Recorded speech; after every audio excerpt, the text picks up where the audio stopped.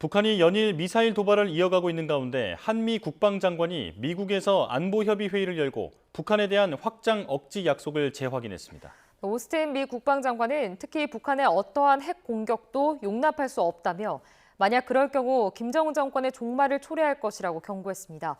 워싱턴 연결해서 자세한 내용 알아보겠습니다.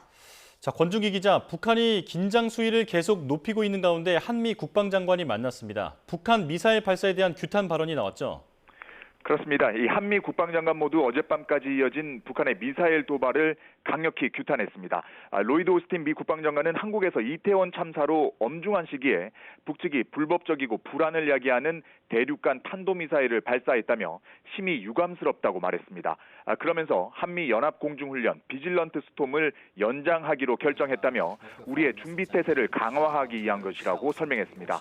이종섭 국방장관도 날로 고도화하고 있는 북한의 핵과 미사일 위협이 한반도와 동북아를 넘어 국제사회를 위협하고 있다고 비판했습니다.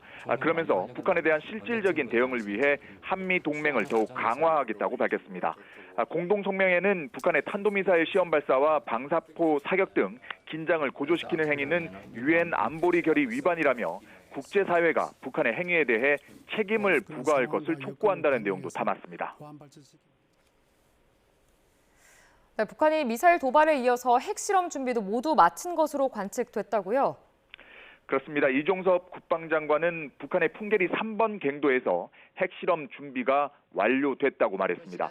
다만 시기는 북한의 정치적 일정을 고려해서 결정할 것으로 본다며 예측하기 어렵다고 말했습니다.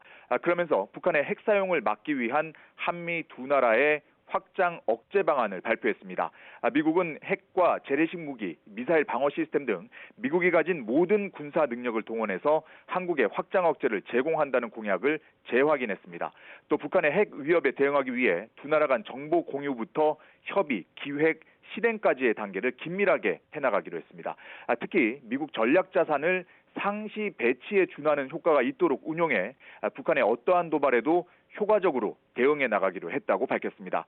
이와 함께 북한의 핵 사용 시나리오를 상정한 한미 군사훈련인 확장 억제 수단 운용 연습을 매년 개최하기로 합의했습니다. 네, 한미 양측의 의사를 확인한 건데 또 북한이 핵을 사용할 경우 종말을 맞을 거라는 경고의 메시지도 내놨죠.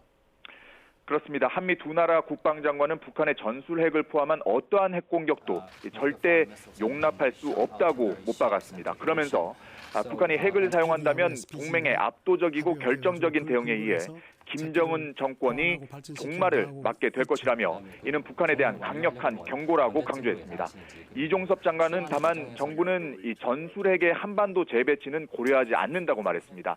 미국 전술핵의 한반도 재배치 입장을 묻는 기자의 질문에 이 장관은 정부는 전술핵 재배치는 고려사항이 아니라는 점을 분명히 밝혔습니다. 이는 한반도 비핵화 원칙에 변함이 없다는 우리 정부와 미국의 입장을 재확인한 것입니다. 지금까지 워싱턴에서 YTN 권윤기입니다.